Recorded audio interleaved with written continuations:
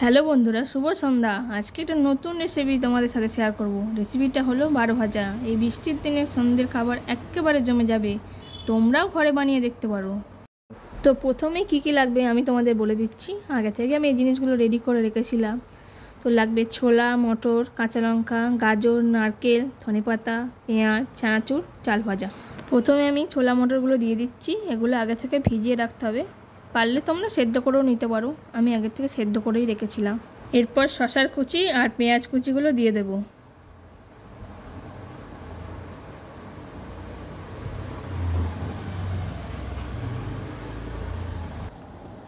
প্রথমেই ধনে পাতাটা দিয়ে দেব।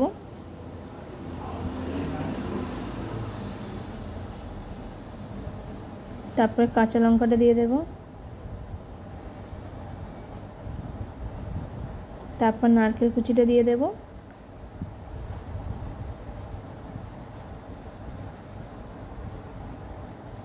তারপর গাজরগুলো সব দিয়ে দেব।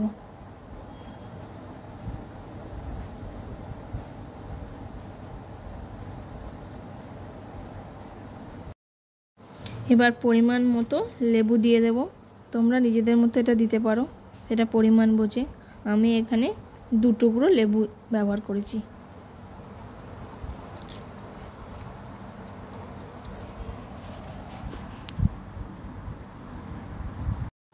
এবার একটু এখানে বিট নুন দিয়ে দিচ্ছি স্বাদ মতো, সুন্দর খেতে হয় টেস্টির জন্য।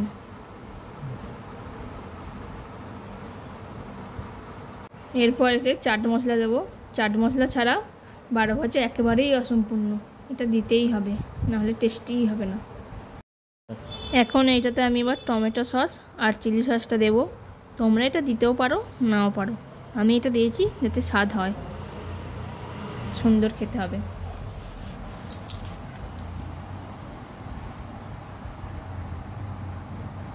এরপর এটাতে আমি চানাচুর মিশিয়ে দিচ্ছি।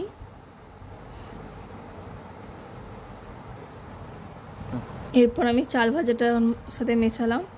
চাল ভাজাটা লাস্টেই দিলাম, নাহলে এটা তো নেতিয়ে যাবে, ওই কারণে।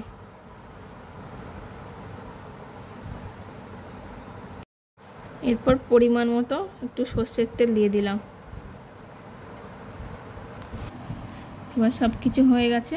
এবার এইটাকে ভালো করে মেশাতে হবে, না মেশালে এটা স্বাদ হবে না ঠিকঠাক।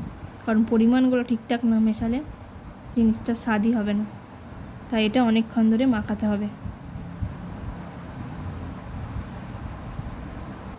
সব শেষে আমি একটু পরিমাণ মতো নুন দিয়ে দিলাম।